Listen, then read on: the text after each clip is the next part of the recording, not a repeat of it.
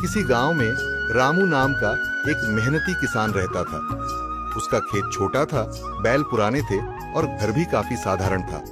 लेकिन रामू की सबसे बड़ी ताकत थी उसका हौसला और मेहनत। उस साल गांव में बारिश बहुत कम हुई। कई किसानों की फसल सूखने लगी। रामू की पत्नी बोली, इस बार शायद कुछ नहीं उगेगा।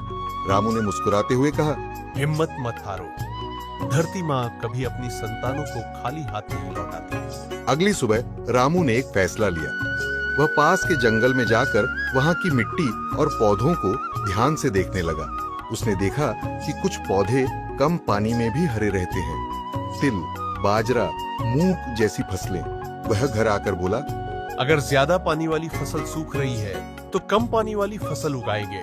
गांव के कुछ लोग रामू की बात पर हंसने लगे। अरे ये फसलें कौन उगाता है, इससे क्या कमा लोगे? लेकिन रामू ने किसी की नहीं सुनी। वह रोज सुबह से शाम तक मेहनत करता, मिट्टी तैयार करता, हल चलाता और कम पानी में उगने वाले बीज बोता। कुछ हफ्तों बाद गांव के खेत सूखने लगे, लेकिन रामू के खेत में छोटे छोटे हरे पौधे उगने लगे। गांव वाले हैरानी से देखते रहे। बरसात के मौसम के आखिर में रामू की फसल सबसे ज्यादा हरी भरी और मजबूत थी। चौधरी ने कहा, रामू, तूने तो कमाल कर दिया।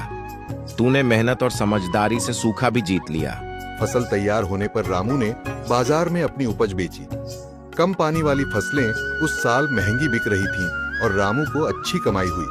उसने नया बैल खरीदा, घर की मरम्मत करवाई और सबसे बढ़कर गांव के गरीब परिवारों को अनाज बांटा। कहानी की सीख, मुसीबत में घबराए नहीं, नया रास्ता ढूंढे। मेहनत और समझदारी हमेशा फल देती है। लोग हंसें या रोकें, अपने काम पर भरोसा रखें।